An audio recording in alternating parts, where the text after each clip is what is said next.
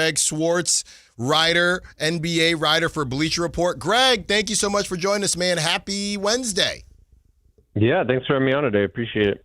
Let's start here, Greg. I know that you have a strong connection to the Cleveland Cavaliers, and it seems like, Greg, there are a couple names that we always joke about every year. They come up in trade talks, and it's that time of year with Darius Garland once again being mentioned. Can you give us a breakdown of your thoughts on why Darius Garland is always in trade talks and whether or not you think he could actually get moved this time around? Yeah, I think there's a number of reasons. The Cavs are the most expensive team in basketball, and I think at some point they're going to reach a breaking point where it's like, okay, we can't afford, we got Donovan Mitchell on a max deal. We have Evan Mobley, who's on a max deal now. Darius is on a max deal. He signed it a couple years earlier, so it's not quite as high as those guys. But then you've got a guy like Jared Allen, who is going to start a 3-year, $90 million extension next year. And you've got a guy like Jalen Tyson, who in a couple years is going to need an extension, who's looked really good this year, not to mention DeAndre Hunter and Max Strus and all these other high-priced guys. So money's obviously a factor. The size in the backcourt, Darius and Donovan have played well together, but size-wise is not great, especially when it has come to the playoffs and stopping larger opponents. And then Darius was hurt in the playoffs last year. It's not like he's had a chance to really showcase what he can do when the lights are the brightest, whereas we've seen that from Donovan Mitchell in his career. So I think it's just with the Cavs kind of struggling right now at 14-11. A lot of people thought they'd be at the top of the East. They're in the play-in picture right now. I think those conversations are going to persist, but I think they would be smart if they held on to Darius right now, just because he clearly is not himself coming back from off-season toe surgery right now. Talking to Greg Swartz of Bleacher Report. Well, of course, Greg, I'm going to follow up just in case they do decide to move Darius Garland. He's 25 years old. I think he's right there on that line of do you restart with a guy like that? Keegan Murray also 25 years old. They could maybe make a core situation out here in Sacramento. If they were to move on, I know you talked about the price tag out there in Cleveland. If they were to move on, anything out here in Sacramento that they may be interested in? I know we've talked about, hey, you'd get multiple players to maybe do more of a strength in numbers type of deal. You got Malik Monk at 18. You got Dennis Schroeder at 14. Is there anything we can cook up for you? Dennis Schroeder, DeMar DeRozan, something like that to, I guess, give you more bang for your buck? Could you see the Cavs being interested in something like that? I think if you're Sacramento, you absolutely have interest in a guy like Darius Garland because you don't have a real answer, a young answer at the point guard position. It's kind of been we're throwing a lot of veterans at the position with Dennis Schroeder and Russell Westbrook, and we're going to see what sticks. And so far, the record has indicated that not much has worked so far. So still looking for that young answer at point guard if you're the Kings. And like I said, I think now is the time for a team like Sacramento or anybody else that has interest in Garland to really be pursuing him because his stock is down. Last year he had a great year. He averaged over 20 points per game, shot 40% from three, made the All-Star game for the second season, which was tough to do because you're not always the number two option offensively on your team when you have Mobley and you have Donovan Mitchell there. So now is the time to make the phone call to Cleveland and see, what would it take to get Darius because his stock has dipped. If you're Cleveland, you're obviously still trying to compete.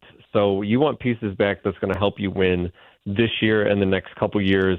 The Cavs don't have control of their first-round pick through 2029, so rebuilding is not an option. I'm sure they'd love, maybe to have a couple draft picks in there that they could use either to restock their own young talent or to send out in future trades. But if you're looking positionally, there's not one guy on the Kings roster that pops that it's like, oh, wow, that guy would be a great fit in Cleveland right now. Because if you're trading Darius, you probably want a point guard back in return.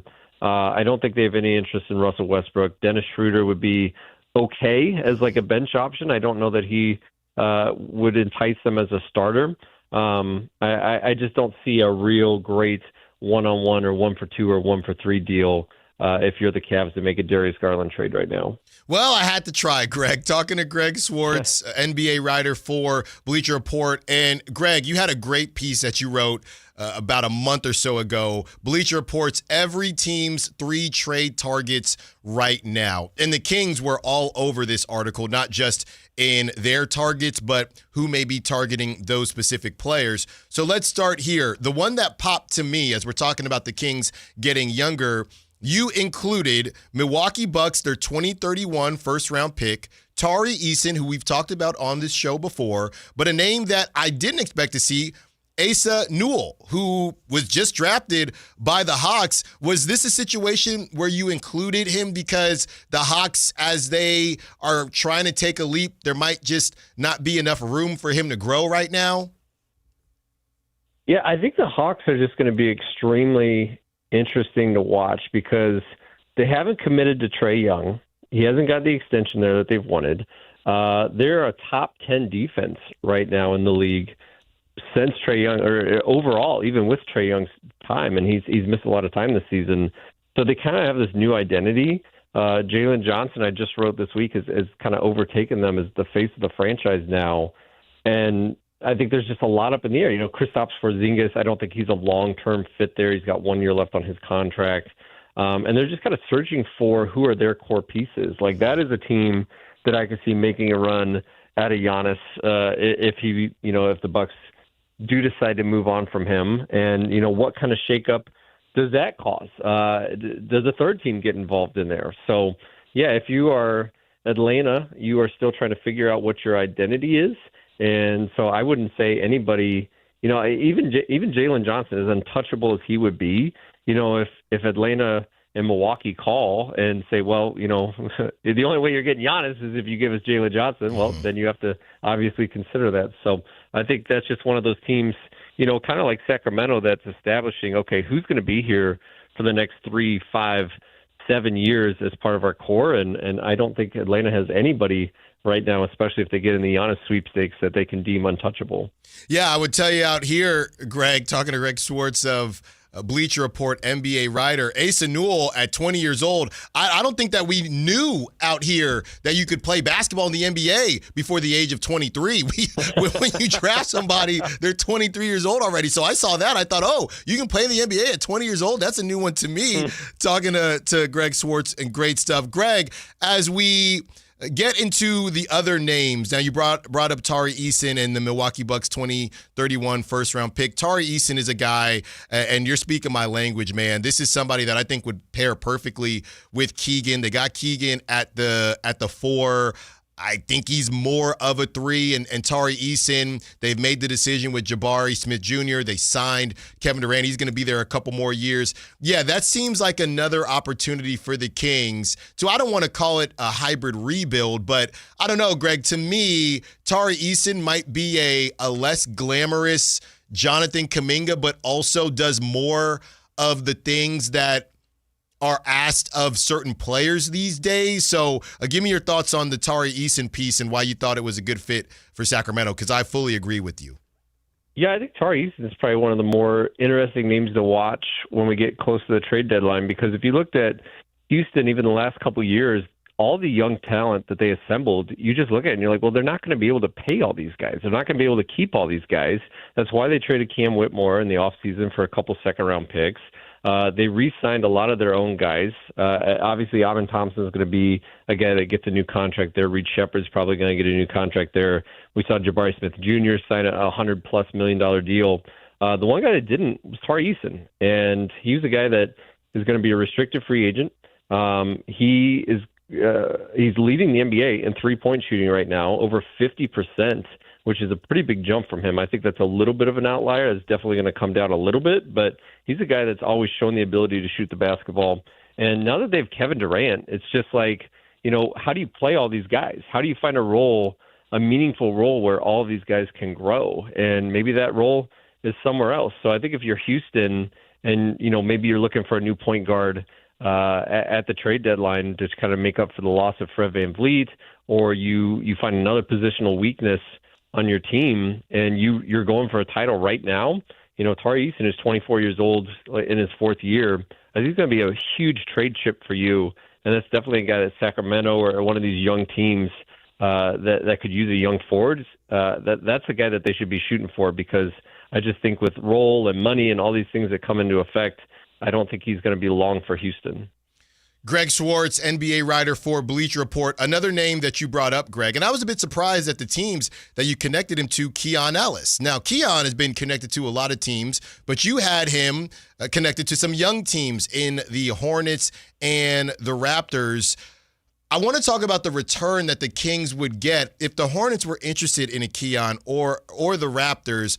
We know the situation. He's going to be an unrestricted free agent, but a team would be able to extend him in February. What do you think the return would be? What do you think a team would be willing to give up for Keon Ellis? We've talked about him as a sweetener, but just as a one-to-one deal, do you think the Hornets or the Raptors would be willing to give up a low first, a pick swap, a second? What do you think that return would be for the Kings, who signed him as an undrafted free agent?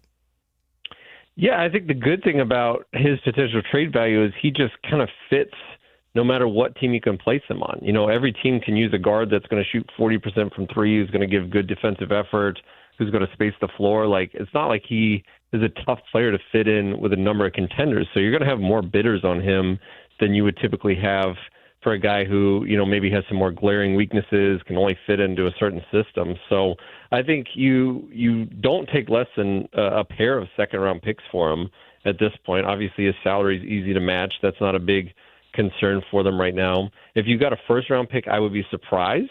I think that should be the goal, is a late first-round pick this year, or maybe a future protected first-round pick. But we're just going to see how many names become available, because, last year at this time, we didn't think Luka would be available, and that kind of set off dominoes everywhere else. So some trade deadlines, there's just not a lot of players that hit the market. And if this is one of those times, you're going to find a guy like Ellis, who's 25 years old, like I said, is going to fit in any system. Obviously, every team desires shooting. A team like the Lakers, that just got Luka, they need shooters. They're bottom third in the NBA in three-point shooting, as good as they are. So every team, every contender is going to want shooters, and especially if you got a guy who his contract is easy to trade for. I think you hope for a protected first-round pick, a late first-round pick, but if you get multiple seconds, I think that's a good return as well.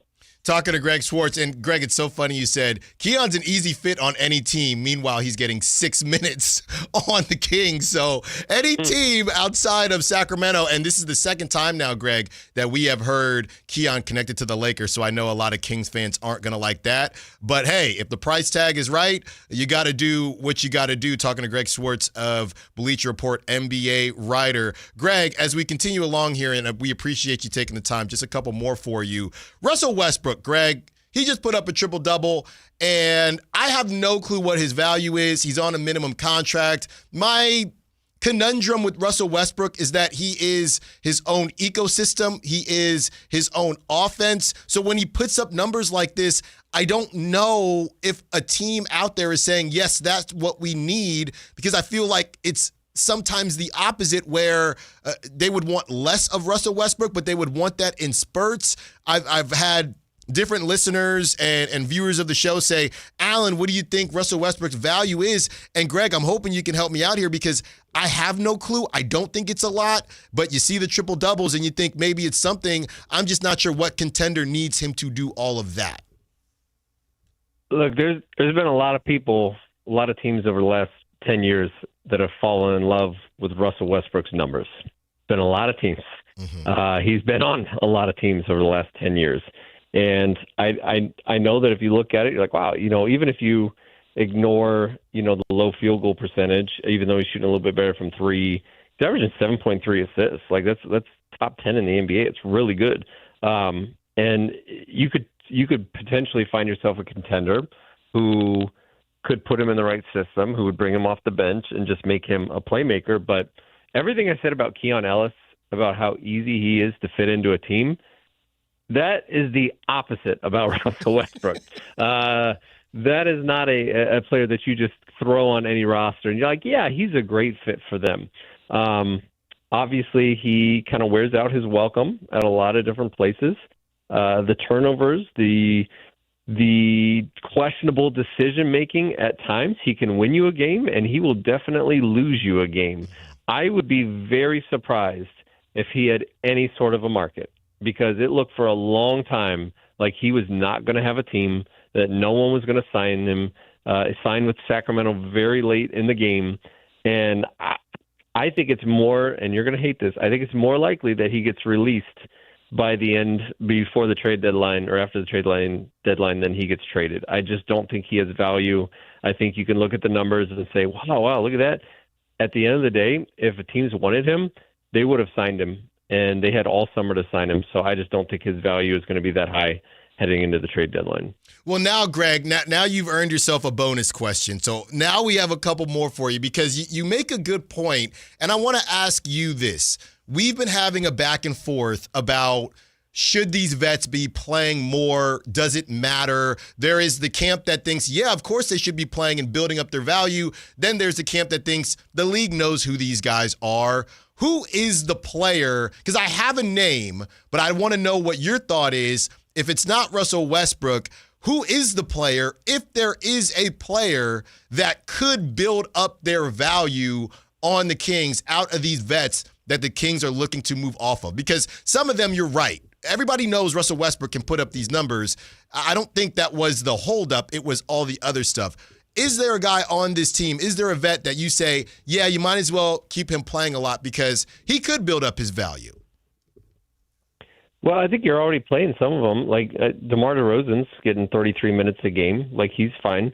I would prefer to keep Domantas Sabonis. I'd love to keep him. I don't think he's a guy that you have to shop. Malik Monk is a guy that I think should play a little bit more. There's so many guards there. But if you look at his previous numbers in previous years, they've been pretty good as a starter, as a sixth man. So there's a number of veterans that you should be showcasing right now to try to shop them. Obviously, they're not going to help lead the wins right now. But if you're saying, okay, Keegan Murray, we're moving forward with him, we're not making him available. Nick Clifford, we're not moving him. Devin Carter, we don't know what he is at this point. I think with all the injuries that he's had, now he's down the G League. I think maybe Malik Monk is a guy that's kind of in between, where he's 27. He could fit with the next wave of talent. He could be moved. So if I'm the Kings, I think Monk is a guy that I would highlight and say, I want to make sure that he gets good playing time, because he's a guy that could have value around the league.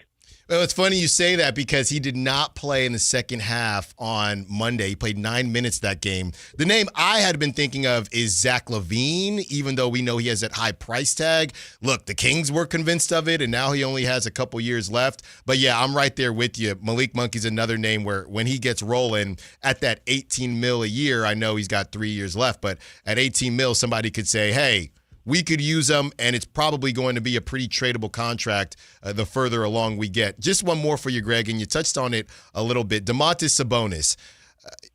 We've kind of landed on holding on to him in a similar way to what you're saying. Is he just the hardest player to evaluate in the league? When you think about the money he's making, the type of player he is, you always hear you need a specific type of skill sets around him in order for him to ball out. He needs a point guard, but he needs the ball. Hasn't been thrilled with his usage. Is he just the most confusing player to evaluate in the NBA? It is difficult, yeah. And he's at the age, too, where he's not old, but you don't want to put him on a rebuilding team either. I just think his skill set is so unique with the rebounding, with the passing. You put him obviously not to the level of Nikola Jokic or Alperen Şengün, just these big men that are such good passers that, maybe aren't a rim protector, but can give you good defensive effort. It's a guy that I would take calls on. And if another team called and they really wanted Domantas Sabonis and they're going to offer me multiple first-round picks or young talent that I have a guy that I can build around for the future, sure, you listen to that, but he's not a guy that I'm calling other teams. You know what I mean? I'm calling other teams to say, what will you give me for DeMar DeRozan? I'm calling other teams to say, what will you give me for Russell Westbrook? I'm not calling teams on Domantas Sabonis. I love Domantas Sabonis. I've been a big Domantas Sabonis fan for years. So that's a guy that you listen to, but he's not a guy that I call on. And there's very few players that I think are untouchable. He's not untouchable for Sacramento, but I would not be in a hurry to move him just because his skill set, his rebounding, his passing, his outside shooting last year took a leap. I don't want to move him, but I'm certainly listening if a good offer comes across the table. Greg Swartz, NBA writer for Bleacher Report. Greg, that was outstanding. We appreciate you taking the time as always. I know this is a very busy time with trade season on December 15th. The countdown is here. Enjoy the rest of your week, Greg, and happy holidays. Can't wait to have you back on. We got to do it again soon, man. Thank you, and we'll talk to you. All right. Thanks for having me on. Great stuff from Greg Swartz. I told y'all.